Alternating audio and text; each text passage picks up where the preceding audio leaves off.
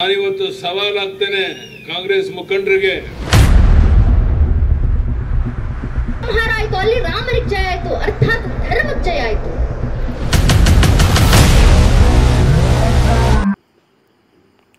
ಆದ್ಯ ನ್ಯೂಸ್ಗೆ ಸ್ವಾಗತ. ದಾವಣಗೆರೆ ಲೋಕಸಭಾ ಕ್ಷೇತ್ರದ ಮಾಯಕೊಂಡ ವಿಧಾನಸಭಾ ಕ್ಷೇತ್ರದ ತ್ಯಾವಣಗಿ ಗ್ರಾಮದಲ್ಲಿ ಮಾಜಿ ಮುಖ್ಯಮಂತ್ರಿ ಬಿಎಸ್ ಯಡಿಯೂರಪ್ಪ ಭರ್ಜರಿ ಪ್ರಚಾರ. ಕಾಂಗ್ರೆಸ್ ಪಕ್ಷ ಮುಳುಗುತ್ತಿರುವ ಹಡಗು, ನೀವು ಗೆಲ್ಲುವಂತ 2-3 ಕ್ಷೇತ್ರದ ಹೆಸರು ಹೇಳಿ ಎಂದು ಕಾಂಗ್ರೆಸ್ ಪಕ್ಷದ ಮುಖಂಡರಿಗೆ ಯಡಿಯೂರಪ್ಪನವರು ಸವಾಲು ಹಾಕಿದ್ದಾರೆ.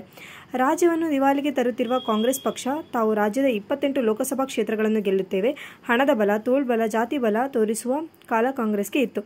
ಆದರೆ ಇಂದು ಕಾಲ ಬದಲಾಗಿದೆ, ಮತದಾರರು ಪ್ರಜ್ಞಾವಂತರಾಗಿದ್ದಾರೆ ಎಂದರು. ದೇಶಕ್ಕಾಗಿ 1 ಗಂಟೆಯೂ ವಿಶ್ರಾಂತಿಯನ್ನು ತೆಗೆದುಕೊಳ್ಳದೆ ನಮ್ಮ ಪ್ರಧಾನಮಂತ್ರಿ ಮೋದಿಯವರು ಕೆಲಸವನ್ನು ಮಾಡುತ್ತಿದ್ದಾರೆ. ದಾವಣಗೆರೆ ಲೋಕಸಭಾ ಕ್ಷೇತ್ರದ ಅಭ್ಯರ್ಥಿ ಗಾಯತ್ರಿ ಸಿದ್ದೇಶ್ 2 ಲಕ್ಷ ಮತಗಳ ಅಂತರದಿಂದ ಗೆಲುವು ಸಾಧಿಸುತ್ತಾರೆ ಎಂದು ಯಡಿಯೂರಪ್ಪನವರು ಭವಿಷ್ಯವನ್ನು ನುಡಿದರು.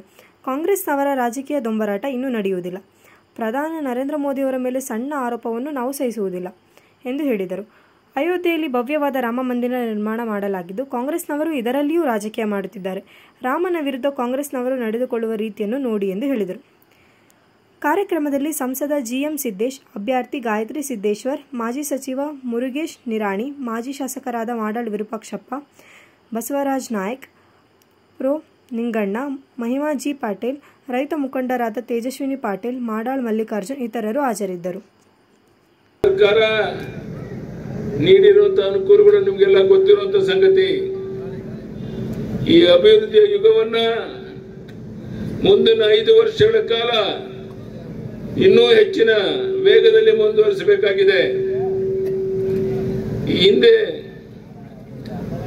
ಕರ್ನಾಟಕದ ಕೈಗಾರಿಕಾ ಕೇಂದ್ರ ಮತ್ತು ಕರ್ನಾಟಕದ ಮ್ಯಾಂಚೆಸ್ಟರ್ ಎಂದು ಕರೆಯಲಾಗ್ತಾ ಇತ್ತು ದಾವಣಗೆರೆಯನ್ನ. ಇಲ್ಲಿ ವಿಮಾನ ನಿಲ್ದಾಣ, ಮತ್ತಷ್ಟು ಹೆಚ್ಚು ವಿಸ್ತಾರವಾದ ಸಾಫ್ಟ್ವೇರ್ ಪಾರ್ಕು, ವಿಶೇಷ ಆರ್ಥಿಕ ವಲಯಗಳ ರಚನೆ, ಆರೋಗ್ಯ ಸೌಲಭ್ಯಗಳ ಸುಧಾರಣೆ, ಹೆಚ್ಚಿನ ಉದ್ಯೋಗಾವಕಾಶಗಳು ಸೃಷ್ಟಿ ನಮ್ಮ ಆದ್ಯತೆಯಾಗಿದೆ. ನೆಚ್ಚಿನ ಪ್ರಧಾನಿ ನರೇಂದ್ರ ಮೋದಿಯವರ ಪ್ರತಿನಿಧಿಯಾಗಿ ಇಲ್ಲಿ ನಮ್ಮ ಪಕ್ಷದ ಅಭ್ಯರ್ಥಿ ಆಗಿರುವಂತಹ ಶ್ರೀಮತಿ ಗಾಯತ್ರಿ ಸಿದ್ದೇಶ್ವರನ ದಾಖಲೆ ಅಂತರದಿಂದ ಗೆಲ್ಲಿಸಿ ಕಳಿಸಿಕೊಡ್ಬೇಕು ಅಂತ ನಿಮ್ಮಲ್ಲಿ ಕೈ ಜೋಡಿಸಿ ಪ್ರಾರ್ಥನೆ ಮಾಡಕ್ಕೆ ಇಲ್ಲಿಗೆ ಬಂದಾಗ ಆಯ್ತು, ಅಲ್ಲಿ ರಾಮನಿಗೆ ಜಯ ಆಯ್ತು, ಅರ್ಥಾತ್ ಧರ್ಮಕ್ಕೆ ಜಯ ಆಯ್ತು. ಗುರುಗಳ ಯಜ್ಞಕ್ಕೆ ರಾಕ್ಷಸರು ತೊಂದರೆ ಉಂಟು ಮಾಡುತ್ತಿದ್ದಾರೆ ಅಂತ ಗೊತ್ತಾದಾಗ ಆ ರಾಕ್ಷಸರ ಸಂಹಾರ ಮಾಡ್ಲಿಕ್ಕೆ ರಾಮರು ನಿಂತ್ಕೊಂಡ್ರು. ರಾಕ್ಷಸರ ಸಂಹಾರ ಆಯ್ತು, ರಾಮನಿಗೆ ಜಯ ಆಯ್ತು, ಅರ್ಥಾತ್ ಧರ್ಮಕ್ಕೆ ಜಯ ಆಯ್ತು. ತಾಟಿಕೆ ಎಂಬ ರಾಕ್ಷಸಿ ಮತ್ತು ಆಕೆ ಮಕ್ಕಳ ಸಂಹಾರವನ್ನ ರಾಮರು ಮಾಡಿದ್ರು, ಅಲ್ಲಿ ರಾಮನಿಗೆ ಜಯ ಆಯ್ತು. ಯಥಾಖಚಿತವಾಗಿ ಧರ್ಮಕ್ಕೆ ಜಯ ಆಯ್ತು. ಎಲ್ಲೆಲ್ಲೆಲ್ಲ ರಾಮನಿಗೆ ಜಯ ಆಗಿದೆಯೋ ಅಲ್ಲೆಲ್ಲ ಧರ್ಮಕ್ಕೆ ಜಯ ಆಗಿದೆ ಅನ್ನೋದು ನಿಶ್ಚಿತ ಮಾತು. ಆದ್ರಿಂದಲೇ ಎಲ್ಲೆಲ್ಲೆಲ್ಲ ಭಾಜಪಾದವರು ರಾಮರ ಹೆಸರನ್ನ ಹಿಡಿದು ನಿಂತರು, ಅಲ್ಲೆಲ್ಲ ಭಾಜಪಕ್ಕೂ ಜಯ ಆಗಿದೆ. ನರೇಂದ್ರ ಮೋದಿಜಿ ಅವರು ಕೂಡ ಎಲ್ಲೆಡೆ ರಾಮರ ಹೆಸರನ್ನು ಹೊತ್ತು ನಿಂತಿದ್ದಾರೆ, ಅರ್ಥಾತ್ ಮೋದಿಜಿ ಅವ್ರಿಗೂ ಈ ಬಾರಿ ಜಯ ಆಗತ್ತೆ ಅನ್ನೋದು. ಮೋದಿ ಮೋದಿ ಮೋದಿ ಅನ್ನುವಂತ ಮಾತು ಕೇಳಿ ಬರ್ತಾ ಇರುವಂತದನ್ನ ತಾವೆಲ್ಲ ಕೇಳಿದ್ದೀರಾ. ಕಾಂಗ್ರೆಸ್ ಪಕ್ಷ ಮುಳುಗ್ತಾ ಇರುವಂತ ಹಡಗು. ನಾನಿವತ್ತು ಸವಾಲಾಗ್ತೇನೆ ಕಾಂಗ್ರೆಸ್ ಮುಖಂಡರಿಗೆ. ಕರ್ನಾಟಕ ರಾಜ್ಯದಲ್ಲಿ 28 ಕ್ಷೇತ್ರದಲ್ಲಿ ನೀವು ಗೆಲ್ಲುವಂತ ಒಂದು 2-3 ಕ್ಷೇತ್ರದ ಹೆಸರು ಹೇಳಿ ನೋಡೋಣ.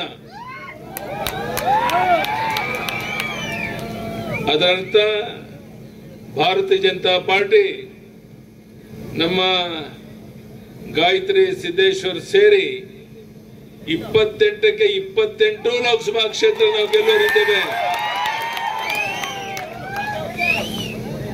ಇಲ್ಲಿ ಸೇರಿರುವಂತ ಜನಸಮೂಹವನ್ನು ನೋಡಿದಾಗ ನೀವೆಲ್ಲ ಮನಸ್ಸು ಮಾಡಿದ್ರೆ ಬರುವಂತ ಇನ್ನು ಕೆಲವೇ ದಿವಸಗಳು ಗ್ರಾಮಗಳಿಗೆ ಹೋಗಿ ನಮ್ಮ ಗಾಯತ್ರಿ ಸಿದ್ದೇಶ್ವರರ ಪರವಾಗಿ ನೀವು ಕೆಲಸ ಮಾಡಿದ್ರೆ, ಸಿದ್ದೇಶಣ್ಣ ಸಂಸತ್ ಸದಸ್ಯರಾಗಿ ಈ ಜಿಲ್ಲೆಯ ಸರ್ವಾಂಗೀಣ ಅಭಿವೃದ್ಧಿಗಾಗಿ ಕೆಲಸ ಮಾಡಿದಾರೋ ಅದರ ಸಂಪೂರ್ಣ ಅನುಕೂಲ ನಮಗಾಗೋದಿದೆ. ಬಂಧುಗಳೇ, ಹಣದ ಬಲ, ಹೆಂಡದ ಬಲ, ತೋಳು ಬಲ, ಅಧಿಕಾರ ಬಲ, ಜಾತಿಯ ವಿಶ್ವೀಜ ಬಿತ್ತಿ ಚುನಾವಣೆಯಲ್ಲಿ ಗೆಲ್ಲುವಂತ ಒಂದು ಕಾಲ ಇತ್ತು ಕಾಂಗ್ರೆಸ್ನವ್ರಿಗೆ. ಆದರೆ ಕಾಲ ಇವತ್ತು ಬದಲಾವಣೆ ಆಗಿದೆ. ಪ್ರತಿಯೊಬ್ಬ ಮತದಾರ ಯಾವುದು ಸರಿ ಯಾವುದು ತಪ್ಪು ಅಂತ ಚಿಂತನೆ ಮಾಡುವಂತ ಒಂದು ಶಕ್ತಿ, ವ್ಯಕ್ತಿತ್ವ ಬೆಳೆಸ್ಕೊಂಡಿರುವಂತ ಈ ಸಂದರ್ಭದಲ್ಲಿ ಕಾಂಗ್ರೆಸ್ನವರ ಈ ರಾಜಕೀಯ ದೊಂಬರಾಟ ನಡೆಯುವುದಿಲ್ಲ. ನಾನು ನಿಮ್ಮಲ್ಲಿ ಕೈ ಜೋಡಿ ವಿನಂತಿ ಮಾಡ್ತೇನೆ. ತಮಗೆ ಗೊತ್ತಿರಬಹುದು, ನಮ್ಮ ಪ್ರಧಾನಿ ನರೇಂದ್ರ ಮೋದಿಜಿಯವರು ಕಳೆದ 10 ವರ್ಷದಲ್ಲಿ ದೇಶ ವಿದೇಶಗಳಿಗೆ ಹೋಗಿ ಬಂದರೂ ಸಹ ಒಂದು ದಿವಸ ವಿಶ್ರಾಂತಿ ತಗೊಂಡಿಲ್ಲ. ಒಂದು ದಿವಸ. ಅಂತ ಮಹಾನ್ ನಾಯಕ ನಮ್ಮ ಪ್ರಧಾನಿ ನರೇಂದ್ರ ಮೋದಿಜಿಯವರು. ನರೇಂದ್ರ ಮೋದಿಜಿಯವರು ಕಳೆದ 10 ವರ್ಷದಲ್ಲಿ ಒಂದು ದಿನ ವಿಶ್ರಾಂತಿ ತಗೊಳ್ಳದೆ ಕೆಲಸ ಮಾಡಿರ್ಬೇಕಾದ್ರೆ ನಾನು ನಿಮ್ಮಲ್ಲಿ ಕೈ ಜೋಡಿಸಿ ಪ್ರಾರ್ಥನೆ ಮಾಡ್ತೇನೆ, ಚುನಾವಣೆ ಮುಗಿಯುವವರೆಗೆ